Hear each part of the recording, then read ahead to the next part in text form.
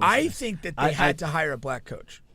Well, we'll talk about it. But I do agree with that. I know. I didn't know we're that regimented on the show. We're not. I've only been here 3 years. What are we doing? Oh, no, I was just going to say, like, I think that when you, like and I don't even want to say the narrative. The fact is, black coaches don't get hired at a high rate, and when they do, it's often in bad situations, and they don't get the benefit of the doubt when they get fired quickly, and they don't always get a second chance. Definitely. And that's exactly what the Bucs did here. They fired Budenholzer, which I was on board with. I thought he had grown stale in that role, but he's an old white guy. I wasn't on board. They with that. bring. No, I mean, they he bring just in won. He had just won, and then 2021. Man, we're in 2023. No, but he was But when the fired. firing happened, When the firing happened, he had just won. He had just won, and well, no, He not was fired last he year. had He won. got knocked out in the first round. He had won in the previous year, not Right. in that current. And of then he course. got knocked out in the first round. Yes, but he had literally his brother had just died. Right, like a there has to be, day before, like he had just died. Right. A day before the series started. Circumstance does not change responsibility. But you Wow. just won the championship a year before. Yeah. Fortune favors the brave. There you go.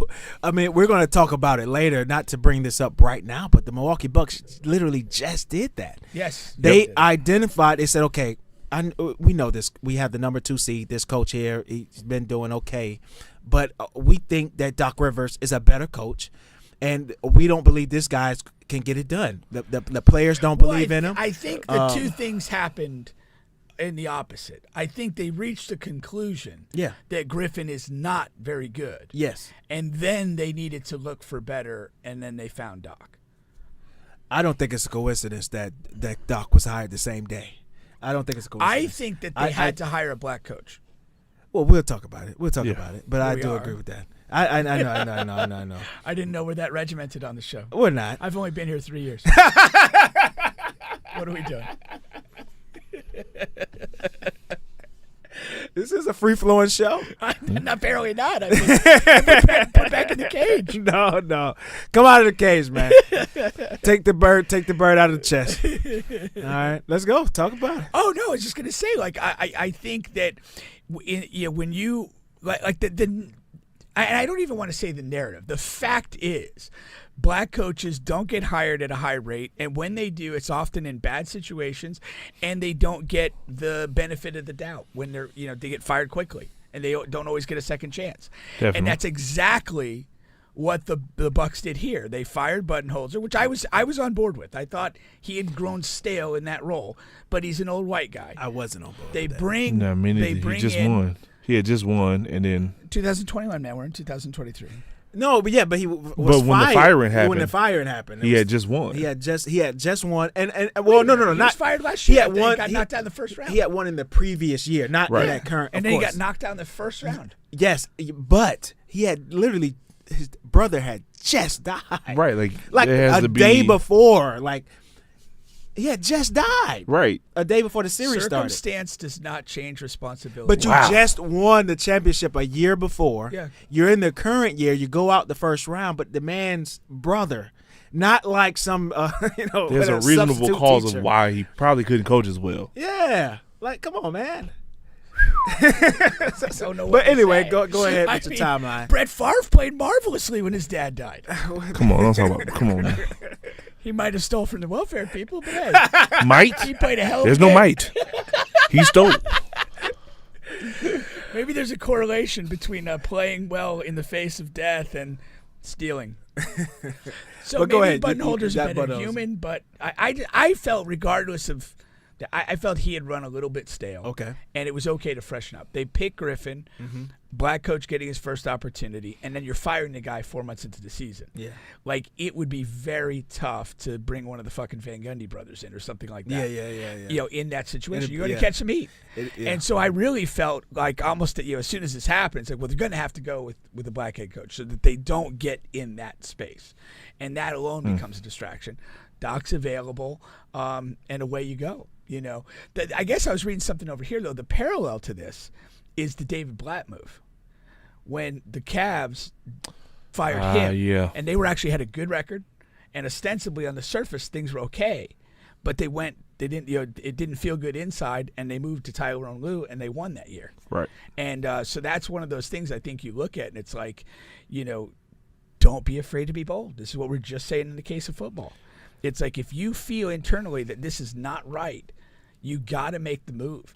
And one of the things I guess the general manager has said for a couple of years, like since they've had Giannis, is that really it's like when you have Giannis, you're always on the clock. You can't wait. You can't waste seasons. Milwaukee has been an aggressive franchise Because Giannis' peak. Because that's been their mantra. They accepted when he rose to his level. Yeah. They realized this is what we have, and we cannot let this go without making every opportunity we can. And they've stayed on that aggressive side. They have stayed year to year. It is a year-to-year thing with them. You move on from Drew Holiday, you move on from Bud, and it doesn't matter what level of success we had last year. This year's this year for Milwaukee Bucks. It's this year. What are you doing for me right now? Yeah. You're not doing it? Okay. And I don't think from an organizational standpoint they're wrong to do that. And I think other franchises, perhaps Philadelphia, needs to have that mentality as well. But in a way, I don't think that's necessarily correct because you're not getting time for it to settle. Here's the thing. Like, if it was not settling, like, it's not going to settle. But here goes That's the thing. not true. You're hiring a first-year coach. You Right. knew that when you're bringing him in. And You want this man to hit, though? And when I was in 80 rounds per hour? I honestly think it was a terrible hire because what I was reading was that, like, from the time they hired him, that's why they wanted Terry Stotts to be the assistant, because they were very big on having, like, a veteran guy that had been a head coach before. And it wasn't like Griffin picked Stotts. They kind of put him on it. Then they had an argument and a falling out, and Stotts quit in the preseason. Yeah. And then they kind of stayed on Griffin we want you to hire a senior guy that's been a head guy. That's terrible. I mean, I just praise them for being aggressive, but that's awful. Yeah, that like was. you can't force a head coach to have certain assistants. Right. It doesn't work. When you're the coach, you got to have the ability to coach the team. You got to make the decisions. You got to build that culture, and you can't have a guy on your staff that's not your guy. Now, if he had a relationship with Terry Stotts or some other veteran guy, and I want you in this, let's do this together, that's a different scenario. But when that person's put on you, like, that's what you get, an argument 5 days in the camp. It's probably not and the gonna guy work. fired him. No. That's what happened in our favorite show. One of our favorite shows, the Lakers show. The names are going to escape me here. Westfall, but the assistant coach, Westfall didn't hire. Help me out. That assistant coach, Pat Riley. Pat Riley was like on the. I know. Well, yeah, Miami Heat has been throwing him aside. Old age. Old age or CTE. But that's the perfect example because he didn't hire Pat Riley. Yeah. Pat Riley was, just anointed that assistant coach at the time. For sure. And they would bump heads from time to time. But they bumped heads a ton. A ton. A lot. But that's what's going to happen. Yeah. One of my favorite coaches in any sport is a guy named Jose Mourinho, and he was coaching at Barcelona as an assistant. And he said there was a period of time when I was there and I was learning every day. And then there was a period of time at the end of every day, all I could do is go home and complain about the stuff that the head coach was doing. And when I stopped and thought about it, that was the moment I needed to move on. Mm-hmm. When I was no longer learning and I was disagreeing, I need my own space to do my own thing. But internally, like, there was a thing, like, so I also read about that process. The last round of interviews involved Drew Holiday, Giannis, Lopez, and Middleton. They actually interviewed the last couple candidates. And what Griffin's calling card is a more aggressive defensive structure that he wanted to implement, with Holiday being the tip of the spear. Mm-hmm. He gets moved for Dame, and you lose that. And I think when this guy looks back at what transpired, his undoing was a lack of flexibility and reality to what he had. he still wanted to kind of coach the team in his mind and not the team that he had. Yeah. And I think it's a big coaching mistake, especially at the professional level. You do not do a lot of molding at the professional level. Specifically to skill sets and things of that nature. You can create a little culture, a little mentality, and shape in that area, but you're not going to change what a player is. You have to bring a guy like Damon and accept what he does and adapt to what you can do with him, and not the other way around. And his failure to identify that and adapt to it was ultimately his undoing in this situation. Yeah, but a couple of things. Firing him this early, I mean, that has to be a killer to his career. Absolutely. First, yeah, I think it'd be okay. You I think think it'd be it'll okay. Yeah, I think it'd be okay because He'll be of his coaching previous it. record, and they just gave him a contract, so they wouldn't just give you a contract for no reason. Well, I mean, it's No. his first gig, and he was an assistant coach before that. And Right. even though the Toronto, they did well. But he was an assistant coach. He's done. He'll be coaching horseshit Christian.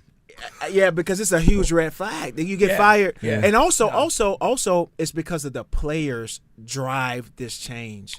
Players True. talk, and no organization is going to bring you in if the players don't even like you, because then they're going to have problems with free agency. It's It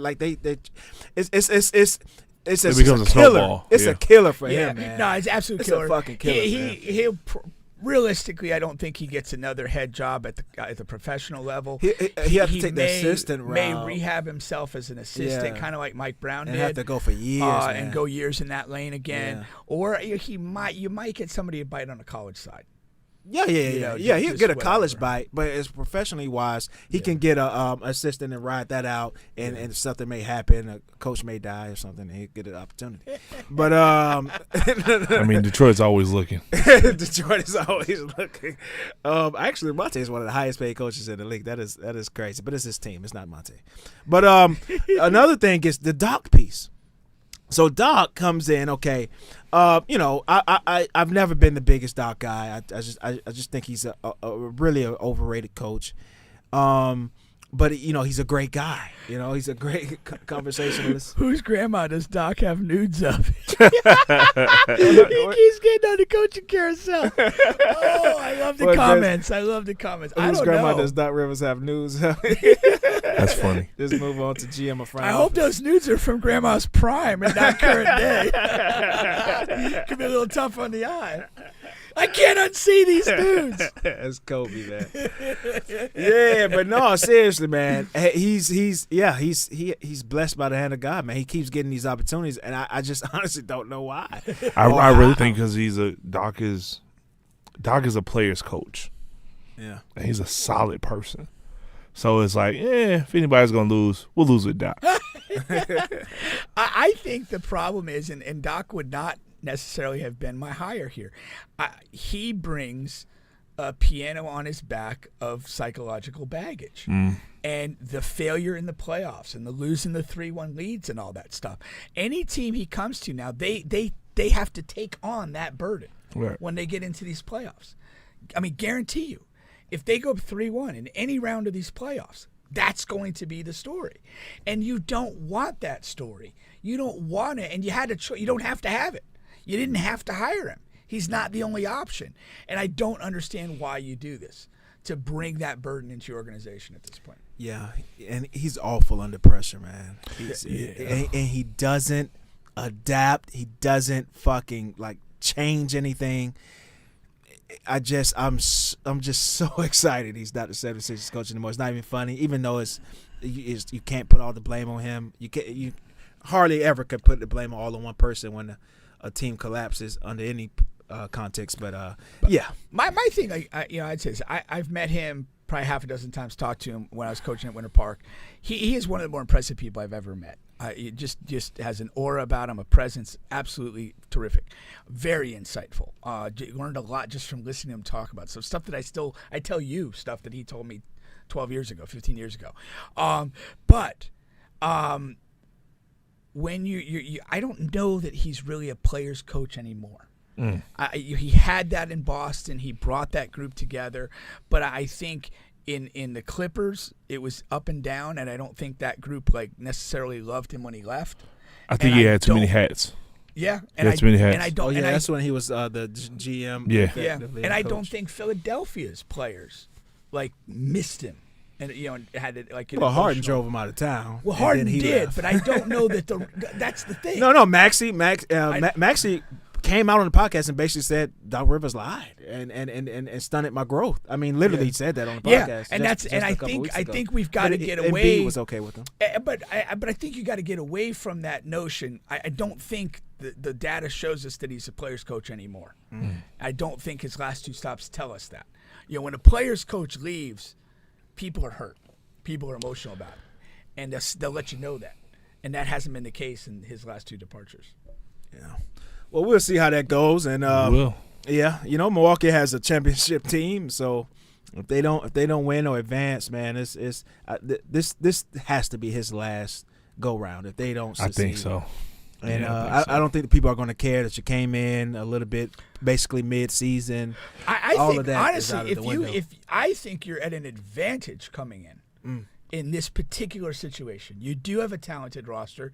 You've had a degree of dysfunction that you can kind of slap the Band-Aids on and push forward. It's not all on you. Right. And again, you've only got to get this to work for 40 games plus playoffs. And there's a chance you can let the planets align and do that. Yeah. And so I think you look at this as a unique opportunity. Okay. You haven't had like a whole preseason's worth of Failures expectation. and- Right. No, like a whole expectations and here's what we're going to do and this is what we're going to do. You're jumping in on the fly. We're playing tomorrow night. Let's go. Yeah. And sometimes that's the best way to operate. All right. Well, once again, you guys are on the bench podcast with Bubba and Pink, home of sports, music, and mayhem. We are available on all, and I do mean all podcast streaming platforms, including here on YouTube. Please like, share, subscribe, all of that good stuff.